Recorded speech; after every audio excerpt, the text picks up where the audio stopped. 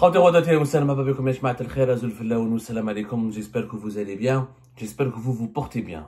La crise entre l'Algérie et la France n'est pas encore terminée, elle risque de s'aggraver encore une fois et les jours à venir promettent d'être très tendus parce que Bruno Retailleau, l'homme qui aime allumer la mèche, l'homme qui est toujours à la tête de toutes les offensives contre les dirigeants algériens ici en France au sein de l'établissement français, vient de s'exprimer une nouvelle fois aujourd'hui le 23 avril 2025.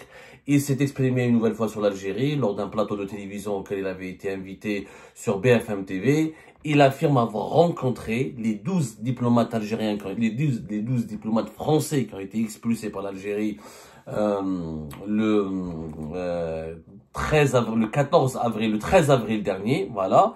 Il les a rencontrés hier, le 22 avril dernier, au siège du ministère de l'Intérieur en France. On appelle ça le Beauvau. Beauvau, c'est le lieu où se trouve le ministère de l'Intérieur français. Et Bruno Retailleau, il était hors de lui, mais hors de lui, ça se voit qu'il était extrêmement en colère. Il a parlé, il a décrit des diplomates français très choqués par ce qui leur est arrivé en Algérie et par une véritable mésaventure. Ils auraient été contraints de laisser tomber des membres de leur famille qui étaient dans des enfants qui sont encore scolarisés en Algérie. Voilà ce qu'a dit Bruno Retailleau, peut être plus exact, plus précis. Je leur ai parlé individuellement. Tous étaient très choqués. Certains d'entre eux ont laissé leur famille. Ils ont de jeunes enfants qui sont scolarisés. D'autres ont une épouse ou une compagne algérienne. Ça veut dire qu'ils sont mariés à des Algériens sur place.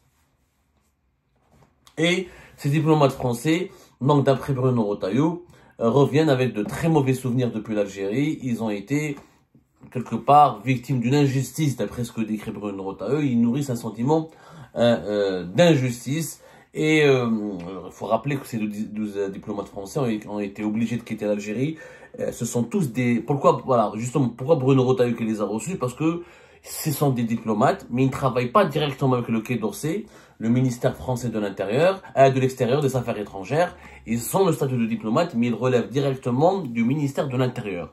Ce sont des agents de la DGSI, des gendarmes ou des policiers, où ils travaillent au sein d'une direction des services de sécurité français qui s'occupent de la sécurité interne de l'ambassade de France. Ils sont placés sous l'égide et sous l'autorité du ministère de l'Intérieur français. Et ils sont détachés à l'étranger pour travailler au sein de l'ambassade de France à Alger, mais en tant que fonctionnaires du ministère de l'Intérieur français, même s'ils ont le statut de diplomate et d'agent consulaire. Donc ils ont l'immunité diplomatique ou la protection consulaire. Et l'Algérie a délibérément ciblé cette douzaine de diplomates français parce qu'ils ont le statut de diplomate, parce qu'ils ont le statut de fonctionnaire travaillant directement sous l'autorité de Bruno Retailleau. En réalité, ils ont ciblé ces diplomates en raison et à cause de leurs liens hiérarchiques et réglementaires avec le cabinet de Bruno Retailleau. Donc c'était une guerre lancée par le régime algérien, les autorités algériennes, contre les collaborateurs et les départements dirigés par Bruno Retailleau.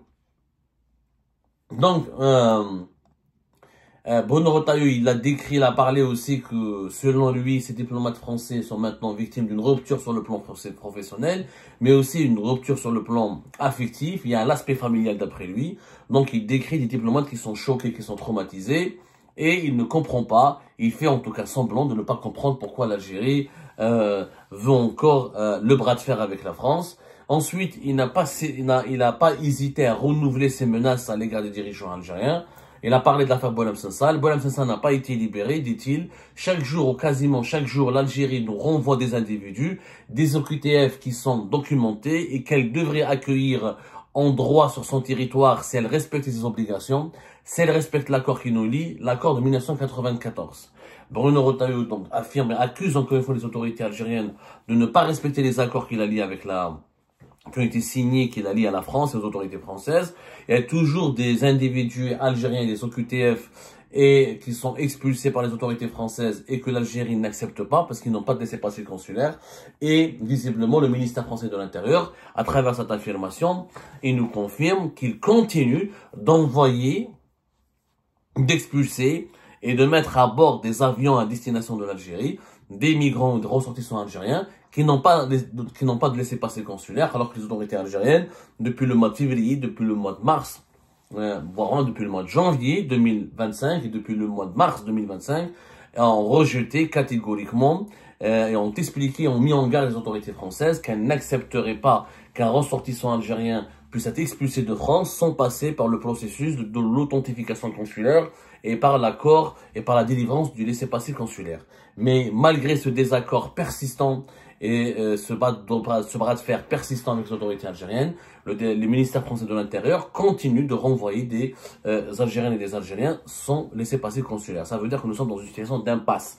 Ça veut dire qu'il y a une crise qui oppose à la fois des autorités algériennes têtues et déterminées et qui ne veulent pas faire de concessions. Et face à eux, il y a le ministère français de l'Intérieur, Bruno Retailleau, qui est aussi têtu, déterminé et qui ne veut pas faire de concessions. Et aucune des deux parties de ce conflit, ou impliquées dans ce conflit, ou des parties prenantes de ce conflit, n'a envie de reculer ou n'a envie de revenir en arrière. Donc ça cause un problème, ça cause un véritable problème et on ne sait pas jusqu'à quand ça va durer. Les migrants algériens, les ressortissants algériens sont devenus des balles de ping-pong. Voilà, ils sont renvoyés par la France, l'Algérie ne les accepte pas, ils retournent en France, la France veut les renvoyer une nouvelle fois. Vous imaginez les drames humains et les traumatismes sur le plan psychologique que ces ressortissants algériens peuvent ressentir ou peuvent vivre ou subir.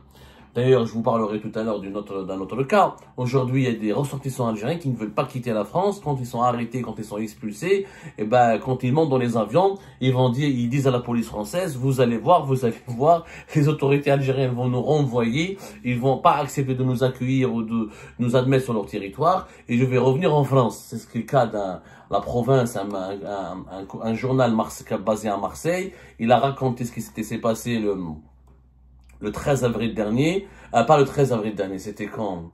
Il y avait un cas avec,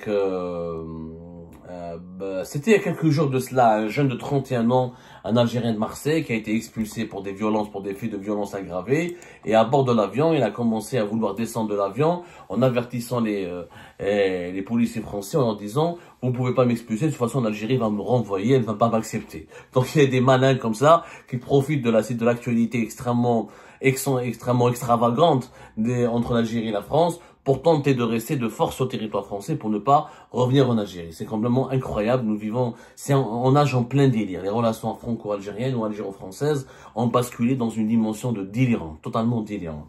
Maintenant, Bruno Retailleau, il reconnaît plus tard, lors de son intervention d'aujourd'hui, 23 avril 2025, que la situation est bloquée entre l'Algérie et la France. Pour l'instant, on est là et on en est là. Et si on en reste là, je n'imagine pas qu'on ne puisse pas prendre de nouvelles mesures. Bruno Retailleau, il a insisté qu'il fallait prolonger le rapport de force avec les autorités algériennes. Et il estime que donc si ça ne bouge pas, je pense qu'on ne pourra pas en rester là. Il menace donc de prendre de nouvelles mesures, notamment de suspendre l'accord de 2013, qui a été déjà suspendu au départ avant la réconciliation amorcée le 31 mars 2025. Bruno Retailleau, entre le 14 mars, le 14-15 mars et le 31 mars, avait déjà mis en place la suspension de cet accord qui permet donc aux titulaires de passeports de service et des passeports diplomatiques de pouvoir séjourner sur le territoire français pendant une durée de 90 jours sur une période de 6 mois, sans obligation d'être muni, sans demander un visa Schengen pour la France, sans aucun justificatif.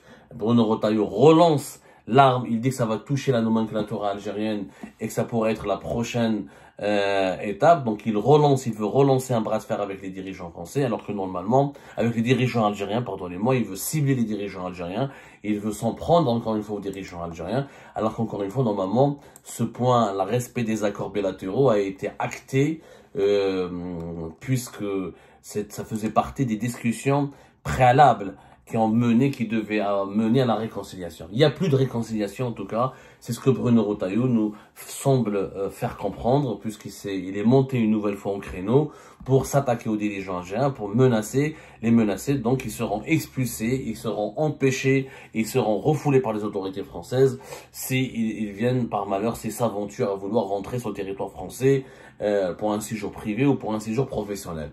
Voilà le message qui a été donc adressé par Bruno Retailleau aux dirigeants algériens. La crise se poursuit, elle n'est pas prête de s'arrêter, mais jusqu'à quand ça va durer? On a l'impression, finalement, quelques observateurs, notamment en Algérie, qui ont dit que cette crise pourrait durer jusqu'à 2027, c'est-à-dire jusqu'à la succession d'Emmanuel Macron, jusqu'à l'arrivée d'un nouveau président de la République ici en France, qui pourra peut-être donner des nouvelles orientations et traiter et discuter et négocier un accord de paix ou un compromis définitif avec les autorités algériennes. Moi, ça me semblait extrêmement sinistre et extrêmement improbable et même surréaliste que cette crise va durer jusqu'à 2027. Vous imaginez, dans 2 ans, on va rester 2 ans dans un impasse, dans ces tensions, attaque contre attaque, reproches, réprimandes, expulsion, réexpulsion, guerre médiatique, guerre diplomatique, guerre de déclaration. C'est une atmosphère très toxique. Les deux pays ne tiendraient pas pendant 2 ans, encore une fois. Et ça ne veut pas dire que le prochain président français a des solutions. Peut-être que le prochain président français sera issu d'un courant politique encore plus hostile à l'Algérie, encore plus hostile au régime algérien, encore plus hostile aux intérêts de l'Algérie et en France. Donc peut-être il faudrait que les autorités algériennes arrêtent de penser que l'échéance de 2027 est forcément favorable à l'Algérie. Il est peut-être temps de discuter maintenant, de trouver des solutions maintenant, de négocier un accord maintenant. Parce qu'en 2017, ça peut être pire. Ça peut être pire. Le successeur d'Emmanuel Macron, on n'a pas du tout la garantie que ce soit un ami à l'Algérie ou un ami, quand je dis un ami à l'Algérie, c'est un ami au régime algérien. Parce que le régime algérien, il veut avoir des amis à lui, pas l'ami du peuple algérien. Parce que jusqu'à maintenant, il faut dire la vérité. Les Algériennes et les Algériens, mais à part les expulsions, certaines expulsions un peu forcées et pas très légales, et c'est effectivement sans laisser-passer consulaire, on expulse les gens, que l'Algérie ne les accepte pas, après la France veut les réexpulser, mais à part quelques dérives et dérapages qui sont du reste discutables, c'est effectivement il y a un accord depuis 1994 entre l'Algérie et la France qui permet aux autorités françaises d'expulser un Algérien s'il a la nationalité française, c'est l'Algérien s'il a la nationalité algérienne, et s'il est avéré qu'il a les papiers algériens, s'il est avéré qu'il est un ressortissant algérien avec des preuves matérielles, la France a le droit de l'expulser selon l'accord de 1994, mais l'Algérie explique que la convention bilatérale des relations consulaires et que d'autres accords bilatéraux priment, signés auparavant et conclus auparavant depuis les années 70, priment largement sur cet accord de 1994 qui est gelé.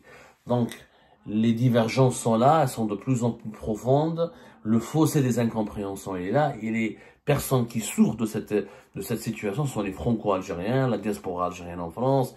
Personne ne pense à elle. Ni du côté de l'Algérie, on pense à cette diaspora algérienne, on veut même l'instrumentaliser pour essayer de faire croire qu'on pourrait choisir, qu'on pourrait peser sur les échéances électorales alors que c'est faux.